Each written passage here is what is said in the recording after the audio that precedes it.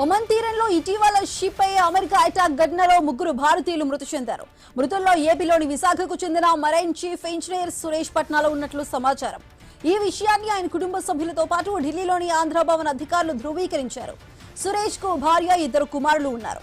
దీంతో గాజువాకలో విషాదం చోటు చేసుకుంది.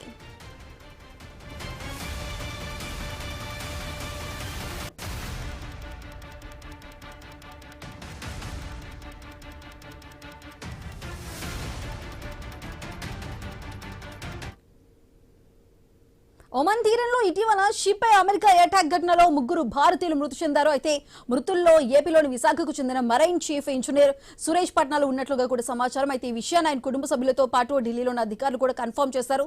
దీనికి సంబంధించి పూర్తి డీటెయిల్స్ మా ప్రతినిధి రాజు అందిస్తారు. రాజు, చెప్పండి, ఇక్కడ ఆల్రెడీ నావికుల్లో మొత్తం ముగ్గురులో ఒక్కరు విశాఖకు చెందిన వారు సురేష్ పట్నాలు ఉన్నట్లుగా కూడా కన్ఫర్మేషన్ వచ్చింది.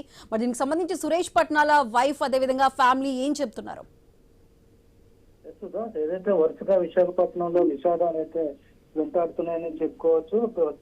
పశ్చిమాసియా యుద్ధ ఉద్రిక్తతల నేపథ్యంలో హర్మోజ్ జలసంధి దగ్గర అయితే ఉన్నటువంటి ఆ షిప్పుల మీద అమెరికా ఇటీవల చేసినటువంటి దాడుల్లో భాగంగా ఆ ఒమన్ ప్రాంతంలో ఏదైతే ఒక తీరంలో ఉన్నటువంటి ఒక నౌక మీద అయితే దాడి చేయడం జరిగింది.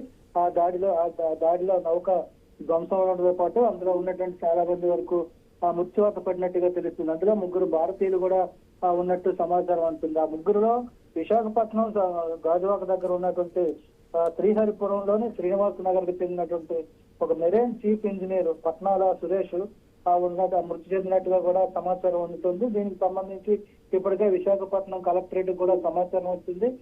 రెవెన్యూ అధికారులు అయితే బాధిత కుటుంబాలకు కూడా విషయాన్ని తెలియజేశారు. దీంతో గాజువాకలో విషాదం చోటు చేసుకుంది. అదేవిధంగా సురేష్ కుటుంబ సభ్యులు కూడా చాలా తీవ్రమైనటువంటి దిగ్భ్రాంతికి గురయ్యి ఇంట్లో అయితే శోక సంద్రంగా మారిందని చెప్పుకోవచ్చు.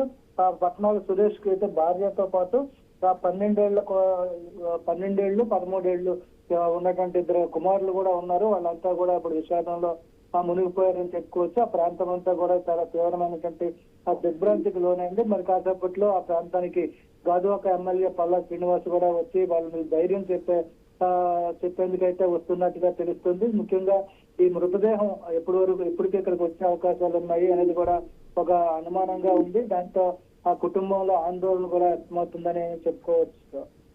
Right Raju, thank you.